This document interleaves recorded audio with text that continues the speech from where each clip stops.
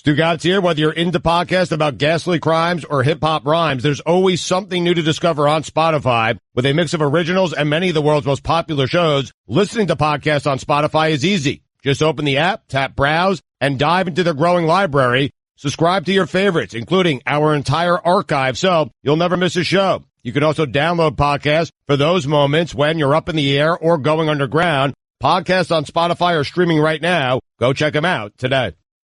Check out ESPN Films' newly released 30 for 30 podcasts. From the producers of our award-winning documentary series, this is an amazing collection of sports stories you need to hear to believe.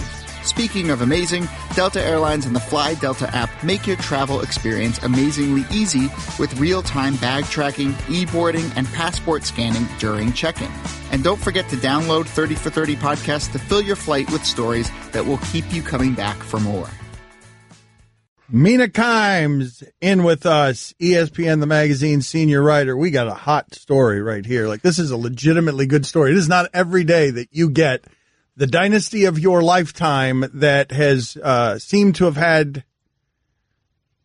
more success, more secrets, more privacy than anyone we've ever seen in sports, that they're kicking a Tom Brady's doctor off the plane, and it's Belichick doing it. Like, that is, yep, right. Like, that one feels, woo! Not just off the plane, out of their entire facility. I'm saying, like, what is happening? This doctor who's not a doctor, who's been around Brady for a long time. Brady's doing things that no quarterback's ever done at that age. Gronk's been using him lately. Gronk's having a really healthy season. He hasn't had one of those in a while, and now they want the doctor out of there. Woo! And it's Belichick saying, get out of here. And that feels like, get out of here, because I don't know what's coming. I don't know what's coming attached to you. Get out of here. And for people who aren't familiar with the doctor and the history, he's had a lot of controversy over the years. I think he claimed that he could cure cancer at some point, right? And maybe was rebuked by the FDA. Maybe not that he could cure cancer, but that his regimen or his products. This is a dicey person. That's not a controversial thing to say. And Brady's been in bed with, not only has Brady been in bed with him, this doctor, Guerrero, treats most of the Patriots players, according to this story. The majority of them are involved with him now. This story is not nearly as interesting as is many times the case with the Patriots, if it's not the Patriots involved in it, but it couldn't be more interesting because they're the one team. It's a salary cap sport. It's equality all over the place. They're the one team where you're like, what do they know? What do they have that no one else has? Seattle's window looks like it's closing. Like, what do they have that they could stay there for 15 years? They've got a doctor that nobody else has that is questionable. Well, not only that, when you really want to kind of minimize the story, this particular player, how is he able to do things? He has this trainer, and he's able to do things at the age of 40 that no one in the history of the NFL has been able to do. It is such a fascinating space to reside in, because if you believe in Western medicine, if you don't believe this is a kook, if you're not believing in science, if you believe that in the idea of holistically making, if they have medical advantages in that sport that aren't cheating, things that they're doing holistically, because whatever, Tom Brady can remember plays because he has a lot of ginkgo biloba, sort of flowing through his system. Like, whatever it is, like, maybe they think they have a medical answer that no one has, and it could be in some gray nebulous cheating areas. That's not what's juicy to me about this story. It's not the shady doctor or Brady. It's that Belichick kicked him out, because for so long, the paper-thin sort of premise that holds the Patriots together, that makes them dominant despite the fact that no team can seem to stay dominant in the NFL for that long, is that they have the best coach and the best quarterback. They have a coach who is extremely ruthless with every other player, yet is letting the quarterback play into his old age. And that's the tension at the heart. The power struggle is absolutely. And not irrelevant, that quarterback happens to be aging like no quarterback in the history of not just quarterbacks, human history. He is aging in a way that has no precedent. This is what happened in baseball. Baseball players, they decline at 30. You have enough of them over the course of time, and then they stop declining at 30. And Barry Bonds all of a sudden is better than he's ever been at the age of 30. There are very few baseball players ever. Like, maybe Paul O'Neill is one who got better at the age of 30 before the steroid age. Then the steroid age got here, and everyone got better at 30. Quarterbacks start declining precipitously at 35. This dude has found a fountain of youth, and now they just kicked his doctor out of the facility. And it's the coach who did it. The coach. And their relationship is super interesting because Tom Brady, even though he's a superstar, is subservient to Belichick. So when Wes Welker gets traded, Tom Brady's not happy about it. And Michael Holley wrote a book about Belichick, and the idea, Brady is very much a soldier for a general, even though he's a superstar. It's not the way LeBron behaves. Sure. And so to have the doctor have different rules for Brady with a doctor than anyone else had, like that doesn't sound like something that's in Belichick's comfort zone. And yet, to go again to this power dynamic and who's really running the show and the Patriots and who has more control, this team traded away a young quarterback who is crushing it right now in San Francisco, who many Patriots fans probably wish was still in New England, because they've got a guy who, yes, he continues to defy the aging curve, but he's going to go off at some point. Whose decision was that? You know what, though? But what's, to me, the most interesting part of that, excuse me for a second, Stugotz, the most interesting part of that is the idea of the ego in that, which is Belichick has good reason to believe, given that Brady's a 6th-round pick, that Brissett's playing in the league, and that Garoppolo's playing in the league. Belichick's ego is such. He's been being told for a long time that he can do this, that he can do it with anybody. Mina, you got 11 wins with Matt Castle. We're assuming that Belichick wanted Garoppolo out, by the way, and that it wasn't Kraft and it wasn't Brady, and I think that's a big assumption. I do. But why now? That's, like, for me, that's the question. Why now? This trainer's been around Tom Brady and the Patriots for a while. Well, that's why. That's why we're talking about it. I know. Like, that's not only why now. Mina's right on it with this. This isn't the league stepping in. This isn't Kraft stepping in. This is a report by the Boston Globe that Belichick wanted this guy out of the facility. And the question it begs it. Why? And Belichick is going to be the person who is least equipped. He's got more information than anybody, and is less likely to give it to you than anybody roaming the earth. There are people in comas who are going to give you more information about this story than Bill Belichick is. This is so juicy. Right? There's so many levels to this, too. I mean, Belichick and Brady, it's like a celebrity couple that's been together for 20 years, and you keep waiting for something to happen. You keep waiting for someone to slip up, a photo. You keep waiting for them to break up, or, the DMs. Nothing's happened. No, I cannot stress how crazy that is. We're always debating who's more responsible for the success, who's making the decisions in New England. Nothing's happened. This is like a tiny fissure. Yes. Well, one of the things that I find interesting, Mina's happy because she's so excited. Yeah, because her Seahawks are falling apart. Wow. Right. Completely tangential. Takes away attention from them. Right over to the Not Patriots. attention from them. She saw how quickly it can evaporate. And it's confusing that the Patriots have been there for 20 years. Yes, the Seahawks. Yeah, all their defensive players are aging. They just got blown out by the Rams. But the Patriots have a shady doctor. Let's talk about the shady doctor. I mean, shady doctors. Honestly, we need more of them in sports. Right? Put it on the poll, Guillermo. They're all down here in Miami. Yeah, they all are down here. Look, A-Rod survived it. This is one of the interesting psychological, I love, more than sports itself, I love just sort of the relationship stuff that presents itself. And it's some of the stuff that Mina's interested in here. But Stugotz, it's funny, or I don't know if it's funny. Tom Brady, if I say to you, leadership, you think Tom Brady. You think Tom Brady. Sure. Or a lot of people do. Yeah. And one of the things that's funny about that is when it comes to Belichick, he's clearly a follower. And when in what we assume of his marriage, we also believe that he's a follower there. Tom Brady is kind of a guy who is willing to follow the leadership of others. And on this one, how is that one going over with Tom Brady? What happened here? How is that one going over? Hey, Tom, all these things, you do commercials for all this weird food. Right. These things that you believe in. How do you know, what does Tom Brady know and what does Bill Belichick know? This whole season is a commercial for Tom Brady's health plan. That it is an advertising campaign. He is a walking billboard for his own ideology. And now his coach is striking him at the heart of that. You don't think he's upset about this? You don't think this is causing some drama in their relationship? Maybe it'll cost him the Super Bowl. I wonder what happens if Brady says, I wonder what happens. It's so hopeful. I wonder what happens if Brady goes back to Belichick and says, no, he's getting on the team playing with me, and he's keeping his office, and he's staying right here, and he's working on, what are you going to do about it? That's the reason. This is the reason that I say that Brady's a follower. I think it's important. I don't think Brady's coming after Belichick that way. He might be angry, but it's not going to be, he's not going to go, well, look, we'd all love to see it. Yes. We've never seen it. Brady has to go in front of the press today before another Super Bowl run and has to go before the press explaining why it is that he's okay with his coach banning the team doctor. How do you even handle that from a PR standpoint? It's the Patriots, so you don't. You just pretend it's not happening. But Brady, your point is good. He's never taken a huge stand for anything. I mean, the Trump stuff, I think there was a recent story in the Times, they have a relationship where Trump was complaining that Brady doesn't call him anymore or something. Did you guys see that? It was like a little footnote, caught my eye. And I think that's kind of his MO. If he senses drama or discontent, he backs away like Homer into the bushes. Brady wants no part of that. Is this guy different? Is he going to take a stand? Is this his Yoko? I don't know. I hope so.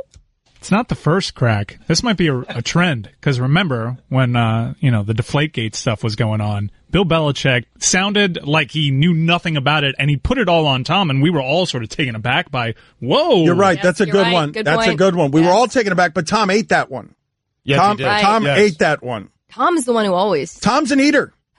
Well, not an eater. That's Not kind really. Of the issue. Right. But yeah. So if you have that as background, you can see this doctor roaming around and Belichick just going again with this guy. I love the idea that Tom Brady's defiance only extends to running off the field in Pittsburgh, telling everybody how about that. But when it comes to use that defiance on something, like I'd love to see what this is looking like behind the scenes when Belichick is simply telling Brady no. How much no is Brady getting? Like all of that stuff, man. He's 40 years old. LeBron James is taking control of his life at 32. Tom Brady's still answering to people. Like he has chosen to be nothing but a football player. He's shown you with Trump and everywhere else. He has no interest in using that power in any other way than for football. I know I just said this, but y'all, I don't know about the Garoppolo trade. I really don't. Him and Brady have the same agent, I believe, but I feel like there's more there that's going to come out at some point, because I do not believe that getting rid of him was good for the New England Patriots. It was not the right decision. I think he's very talented. They are the one organization that could keep a quarterback controversy under wraps if Garoppolo and Brady hate each other. And I don't even know if it's that they necessarily hate each other, but his presence certainly was an open question, and now he's gone. And I don't think Bill Belichick. I don't know. You think Brady did that? You think that there is the possibility? You think he's gone? We are getting wild with the speculation here. Let's do it. Let's go ahead and hit the reckless speculation sounder. Let's go, and I'll just say what Mina is beating around the bush on. All right, I'll just say it. All right. Time to throw away all journalistic credibility and get reckless. Here is something we like to call reckless speculation. You're good. Thank you. Bob Kraft traded Jimmy Garoppolo. Belichick didn't want it. Did it for Brady. Because of the relationship between Brady and Kraft, they went over Belichick's head, and now it's like, get that doctor out of here. Get him out of here. Get Brady's stuff out of here. That's what Mina's saying. She just wouldn't say it. She wouldn't say it. Does it sound crazy when it's spelled out? Because she's meek. ESPN Radio is presented by Progressive Insurance. You can save hundreds on your car, business, or recreational vehicle insurance from a local independent agent. Go to Progressive.com today. Why wouldn't you just say that? That's what you meant. Listen, why didn't you just say that? And I'm especially disappointed because you and I have worked on this for about a year now on the hot take. The art of the hot. Just let it fly, Mina. There is a little angel on my shoulder that's like, you're still a journalist. You're still a journalist. So it felt good to release all that journalistic credibility. He's still there. You had permission. Stugotz gave you permission. I did. He said we're good. About the NFL. He said we're good. That's all you need. Here's your Sports Center update. The Packers have placed Aaron Rodgers back on injured reserve. He shuts it down for the season. Tim Lincecum has been seen with a new physique. Mina, have you seen this? No. He is jacked. I love it. Lincecum has a new physique and is said to be eyeing a major league comeback at the age of 33. Experience-wide, for nearly a century, men have trusted Barbasol for a close, comfortable shave. Whether it's extra moisturizing with vitamin E or soothing aloe, all you have to do is sit back and bask in the glory of your close shave. You're looking good, America. You're shaving with Barbasol. For all the latest headlines and information, tune in to SportsCenter on ESPN Radio all throughout the day. More than Stu from the Clevelander on ESPN Radio. Stugotz. Big Shot Bob. It's his nickname. A lot of big shots, including that one that you remember. Stugotz. Big Shot Bob. This is the Stugotz Show with Dan Batard on ESPN Radio. Catch me and Mike Golick Jr. every Sunday for weekend observations from 7 to 9 a.m. Eastern on ESPN Radio and the ESPN app. 30 for 30 podcast have returned. These are stories you just have to hear to believe. Subscribe right now in the Listen tab of the ESPN app or Apple Podcast. Brought to you by the City Double Cash Card. So Mina Kimes is in with us, and I saw something from Pro Football Talk that made me wince in a way that will make all of you call me a social justice warrior. But a Pro Football Talk tweet in which he writes, Jerry Richardson willingly is taking the worst punishment the NFL could impose, so why still investigate him? Because there are victims. Like, what are you talking about? That's what happens when white men write stuff for white men. Wait, they want sell the team for a couple of billion and rinse your hands of everything? That's right. Why should the NFL still investigate him? Because they care about women? There's also a couple of really basic logistical reasons, Dan, one of which is he's only said he's going to sell the team. He hasn't actually sold the team. We're assuming he's going to go through with it, but we don't know that. Two, we don't know if the allegations involve anyone else in the organization. I mean, I could think of a million reasons but those two jump out at me. We don't know the extent of what happened, if other Panthers employees were involved. I mean, this is a workplace issue. It's not just Richardson. Don't you find that kind of amazing, though? That particular blind spot? That's yes. where you jump to. Yes. Like, what was his reasoning? Well, now you're going to force me to read the story, and I'm not ready to do that because my access to my phone has been limited. So I will do that. Find it. So instead, I will talk about whether Lane Kiffin is too red or not. Put it on the poll, Guillermo, at Batard Show, because it's very Boca red. Lane Kiffin won his bowl game by 47 points and was trying to run up the score, signed a 10-year contract. That guy is so perfect for college football. That guy's what actually college football is, and everyone else is pretending it's something else. Right. I have this problem where I can't visualize his face. I just see Gruden. Like when we talk about Lane Kiffin, it's just John Gruden's face on another person's body. But I don't actually know what Lane Kiffin looks like off the top of my head. Because you think he looks like a young John Gruden? Or do you, it must are be you the just, visor. No, but Mina's got some funny thing where she sees things differently than the rest of us. It's not because she's an oracle, but because she's fascinated by people's faces because she's got an artistic side. Right. Like, so the thought that she just said is something that I would hear from someone who's crazy. She does. You do have a fascination with people's faces. You were just telling me during the break that your face, these are your words, that you look like Tim Lincecum. Put it on the poll. Oh, she does. She does look like Tim Lincecum. I didn't see it. I just saw it now when she pointed it out. Does anyone have a baseball hat? I didn't see it until she said it. And when she said it, I was like, whoa. Yeah. That's right there's won a couple of Cy Young Awards. It has. Lincecum. I mean, not really, but I mean, it's in the area. I don't see it. Am I allowed to say it's an Asian Lincecum? Am I not allowed to say Asian! That's why I look like him! Oh, I didn't even know. That's you! Wait a minute. I didn't know Tim Lincecum was naked. I didn't know that Tim Lincecum was Asian. So many finds. He's part Asian like me, I think. Wait a minute. Could be like a Patrick Chung style pull-out, although he is actually Asian, I found out recently. Hold on a second. He is. Did you guys know that Tim Lincecum was Asian? Yeah, one of the greatest Asian baseball players ever, right up there with Tim Tebow. Yep. And he's from Washington. Okay, hold on. He is Asian. They'll put this on your Wikipedia page very quickly if it's not out there. Personal life. Yep, here we go. Lincecum's mother, Rebecca, is the daughter of Filipino immigrants. We should end the segment on Mina doing an explosion with her hands, and that only we could hear. Yes. Well, that part was problematic. Yes, this is a visual thing, but Tim Lincecum. It's funny that you mentioned him because a photo of him went viral yesterday all over social media. He is jacked right now. Yes, totally ripped. The context I was telling Stugotz, I'm unhappy with him being jacked because he looks less like me. Right. Right, but he does look like somebody who's been spending time with Tom Brady's doctor. The man wants more money. Tom Brady's doctor who's not a doctor. That's one of the things I love so much. Like, the Patriots have had uncommon, inexplicable success. Their quarterback has had uncommon, inexplicable success. They have a mysterious doctor around them. I give you those facts to a jury. Guilty after no deliberation. We've been treating Gronk, who's suddenly healthy. Well, he's earned a degree in traditional Chinese medicine from a now defunct university. I mean, really. But you understand, like, this is funny when it happened with baseball, right? When it happened with baseball, we all sort of slapped our heads and like, of course they were using steroids. Brady Anderson was suddenly hitting 50 home runs in a season. It was obvious. Mark McGwire had it in his locker. We're going to look back in 20 years when the 30 for 30 comes out. Patriots are really good. I couldn't explain it. Salary cap sport. What happened? How can that possibly be?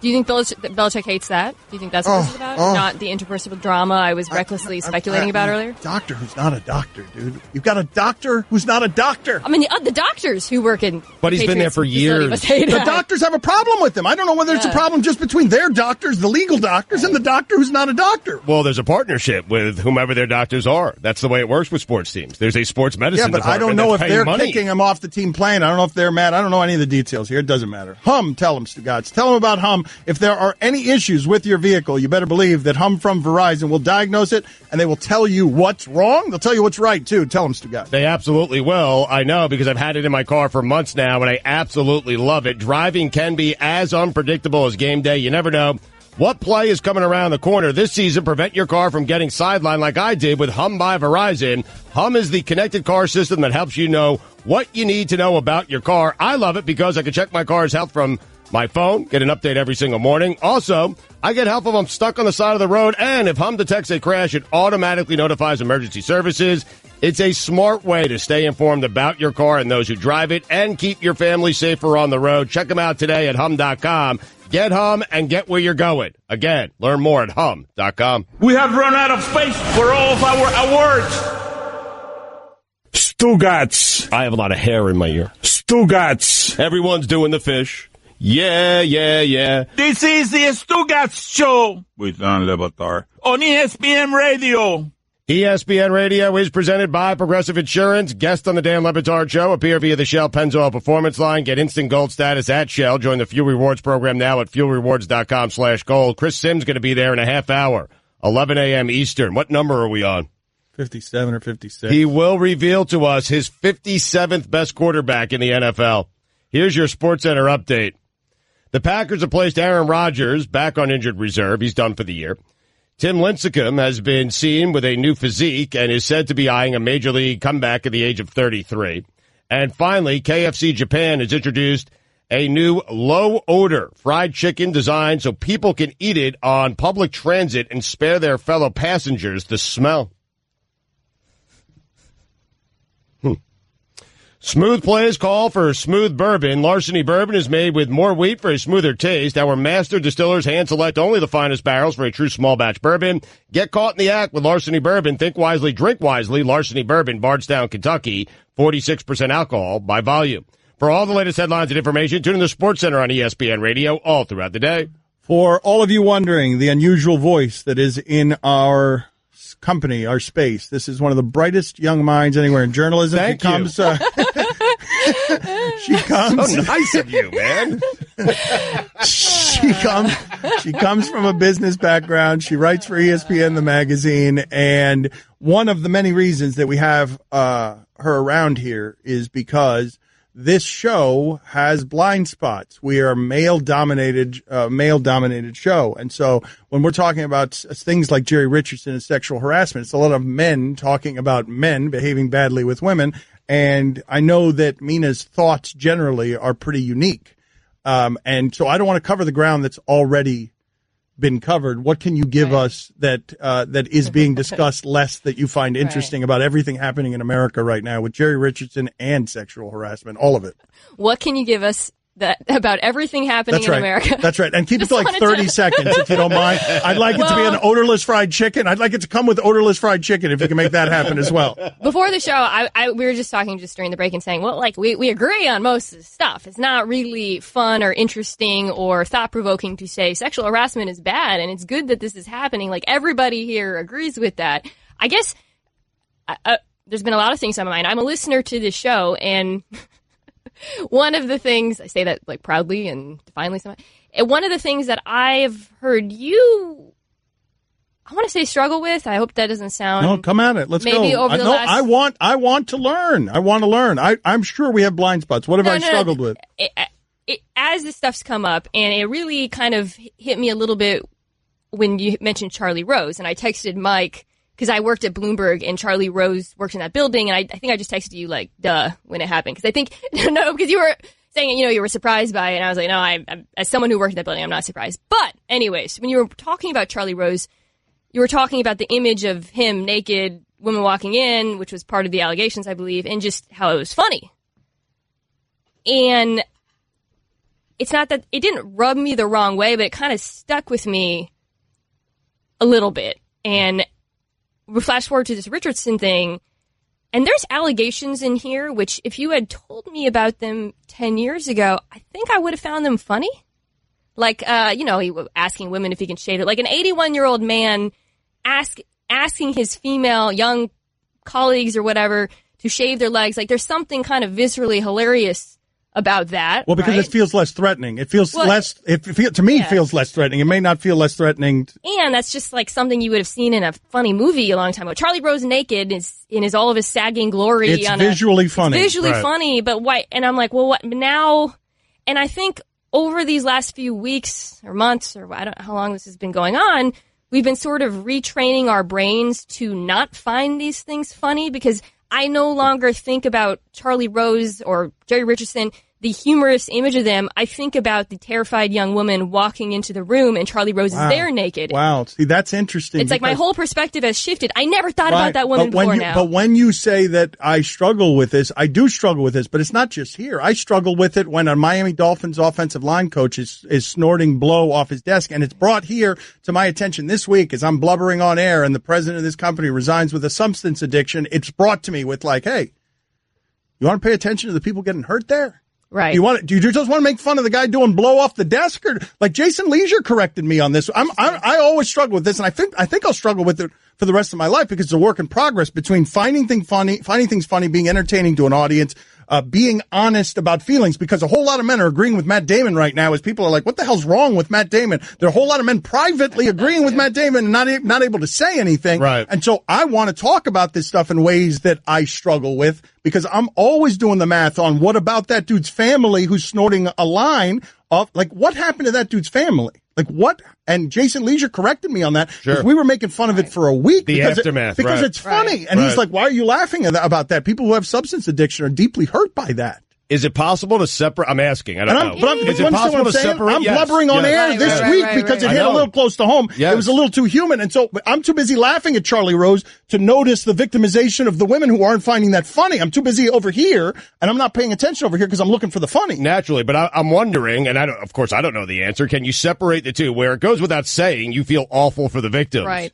Yet the visual of, I think Jerry Richardson asking for a foot massage is still, and the visual of him actually getting it. It's funny. This whole thing has been such a lesson in empathy, and having our brain, instead of immediately wandering to the joke and the humor of that visual, and it is funny, instead wandering to the woman walking into the room and being terrified because her boss is naked and not knowing what to do and not knowing if he's going to protect the rest of her career. I'm a woman. My brain didn't go to that woman's point of view before this. And I'm struggling with that, because when the offensive line coach thing happened, I made a ton of jokes on Twitter. They were very easy to make. There were lines, white bumps, but I shouldn't have. Maybe. Oh no, but it's a constant line though. But if you want to be 100% empathetic, you're gonna have a less funny show. Like that's a struggle here. I mean, you can't do I mean, you can, I guess, on NPR. Maybe Charlie Rose was doing that show. Like, you can do a show that doesn't have a lot of funny in it, but like, I don't know. I mean, Mike and I were just talking during the break, and Stugotz, like, this might be the biggest radio show in America right now. This right here. And part of the reason for that is because people are starved for, hey, just make me feel good. Just make me laugh for a little while. I don't want to think about all the stuff. Looping dogs looking at you in the bathroom. Yeah. Let me just watch videos that make me laugh. What do you mean, might? It is. I think that the line we have to draw. Okay, so where can we find humor in things? Okay, but now we got to do it. Hold on, we got to do it right now, because you got to talk seriously and he's got to brag about our radio show. So let's do it right now in real time. You take the serious stuff, because you just cut Stugotz off and you ruined our radio show with the serious stuff, because he had a riff coming. On how great this radio show is, and you stepped on it with something that's legitimate. But let's give you the floor first on legitimate, serious, sobering point. I know we laugh also about him, that dynamic, and huge obvious discomfort when we go there, but that is America. Like, you are a stand-in. Like, America's not comfortable having this conversation. I actually think it's helpful to have that dynamic play out in real time. But I guess we're talking about the line. Where is the line between empathy and still being able to find humor and stuff? And I think of a conversation I recently had with my husband about a guy in college he knew who used to get naked at parties. I was like, that's hilarious. Like, he would just get naked at every party. And then we had this conversation, well, what about now? And, you can't get naked. And I said, the difference is the guy wasn't targeting anyone. There wasn't a victim. There wasn't that moment where you think about the scared woman in the room alone with Charlie Rose. We have to figure out, I think, in all these situations, is somebody being victimized? And if that's the case, I think we need to be more cautious about being funny. It's great advice. It's also hard to do when a guy's doing blow off his desk in the Miami Dolphins offices and sending it to a Las Vegas escort. And I have guilt now in contributing to that by calling her and turning it into entertainment. But I didn't have the guilt until it arrived at my doorstep, and it's suddenly somebody I care about, and I'm like, he's resigning from his job. Right, and I'm like, what if this had been him? And then everyone's making fun of me. Like, I had to go feel it. Everyone's making fun of me because I'm sitting here hurt by it, and I deserve it. But that's like, natural. I've been doing it for too long to not deserve whatever's coming there. But anyways, to brag about our radio show. Francesa, gone. Mike and Mike, gone. Rosillo, gone. Colin Cowherd, gone. Who's that leave? Us. Biggest, best sports radio show in America right now. Take sports out of it. And take Howard Stern out of the conversation as well. It is us. It is us with a few qualifiers. Bat mitzvahs are expensive. My brother Time for some ads. My brother had a line at dinner last night, not unlike that one. It felt like something out of The Office. He was sort of pontificating. He's like, I will do anything I need to do for the betterment of my family. Anything I need to do. And then there was a pause. Except change. It's a little disclaimer. That's what you just did. Best radio show in America, except Stern. That guy's good, man. He's pretty good. Yeah. If there are any issues with your vehicle, better believe that Hum from Verizon will diagnose it and tell you what is wrong. Tell them, Stugotz. Oh, I'm reading the wrong one. I'm sorry. That's my bad. That's all right. Start over again. Yeah, it's a major fine. We'll take care of it afterwards, but we're on 1-800-Flowers. 1-800-Flowers. That's my bad. 1-800-Flowers. If you make a mistake like that and you have to apologize to people because you're an idiot, 1-800-Flowers is where you go. Tell them, Stugotz. Yeah, it's $40. Right now, when you order the beautifully crafted holiday flower tree, you'll get 20% off. That's a hand-designed 1-800-Flowers holiday flower tree, and you get it right now, 20% off. It's a great deal. The holiday flower tree is elegantly designed with fragrant greenery, roses, mini carnations, and a merry red bow on top, making it a truly one-of-a-kind gift. Perfect for spreading joy in your own home or in the homes of your friends and family just in time for Christmas. 1-800-Flowers works with premier farms around the world to ensure you get the best flowers available for the best price possible. 20% off the gorgeous 1-800-Flowers holiday flower tree is an amazing offer. It really is, but you have to hurry. The offer ends on Friday. To get the gorgeous holiday flower tree for 20% off, go to 1-800-Flowers.com. Click the radio icon, enter code Dan. It's that simple. That's 1-800-Flowers.com, code Dan, but you better hurry. The offer ends Friday. This is the biggest show in the world. Stugotz. Stu, you're right, but I still hate you. LOL. By the way, I hate the LOLs. I just hate it. It's so cheesy. It's so annoying. LOL. Laugh out loud. Stugotz. LOL. LMFAO. WTF. Can I say F you? F you. This is the Stugotz Show with Dan Le Batard on ESPN Radio. Chris Sims going to join the show in about 15 minutes on the Shell Pennzoil Performance Line.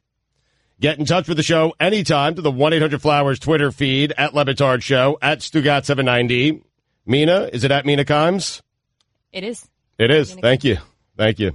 I should have checked that before I read it. If you are short on time and searching for the perfect present, 1-800-Flowers.com is your answer. When you order the beautifully crafted holiday flower tree, you'll get 20% off. It's a great deal. Check them out today. Go to 1-800-Flowers.com/ESPN. Want to get to Billy in a second. He was at this Jeter press conference thing yesterday, meet and greet for season ticket holders. We got Rob Manfred coming on with us at 12:30 Eastern, the commissioner of baseball. Billy is viewed by Mina as the meekest one here, so she attacks him, and they are frenemies. Enemies. We're not frenemies. There's no friendship here. Enemies implies a parity in rivalry. We're not that either. We're predator and prey. Okay. So that has been established and announced. And Amin writes in, though, because now there's a fight here. What's happening here is everyone in the prison yard, everyone is trying to establish their territories. There are a lot of animals sort of pooping like Mina's dog, trembling to mark their spots. Mm-hmm. And Amin has now written in by way of mockery of Mina. What? Well, let's see if the audience and let's see if the shipping container agrees with this. Whenever Mina is on the show, she dresses like the bad boys from the movies in the 1950s. I keep waiting for her to show up with a pack of cigarettes in her shirt sleeve. So put it on the poll, Guillermo. What is more accurate? Mina Kimes looks like Tim Lincecum, or Mina Kimes looks like a bad boy from the 1950s who should have a cigarette rolled up in her sleeve of her shirt? Look at what I'm wearing. What's it say? I can't bring my dog, I'm not going. If I can't bring my dog, I'm not going. Mm-hmm. What is the bad boy connotation? The meekest one. The meekest of the bad boys. Yeah. Well, you always roll up your sleeves. It's the rolled up sleeves. That's what it is, yes. That's just in style now. Billy knows. The style is 1950s bad boy?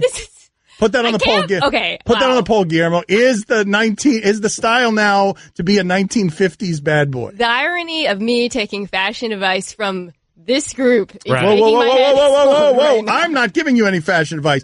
Lou Bega is giving you. Right. Where's your dog, by the way? I wish he was here. I'll say you're a liar. Mm-hmm. Oh. Because you're here and your dog's not. Your dog's on the other side of the country. Well, I can't. Okay, fine. Can I bring him here next time? Yes. Throwing it out. Could I bring him into the studio and have him in my lap as we do this radio show? Yeah, sure. That'd be fun. Whatever you want. I'm calling your bluff. No, yeah, that's fine. You said yes. I love dogs. It's happening. I think Mike is saying no, though. Mike just said no? I'm not cool with it. Mm-hmm. Well, what's wrong with it? Well, I think, going to the bathroom, there's some problems that Mike doesn't want to deal with. No, I want to bring my dog, too. Oh. If Mina brings her dog, I'm bringing my And dog. I'm bringing my dog. What do I care? Why don't we just do it on dog day? We'll do it like the ballparks do it. Bark at the park? I'm bringing Finny, man. Finnegan Wiener. The dog Batard show? Yeah, he loves to drink.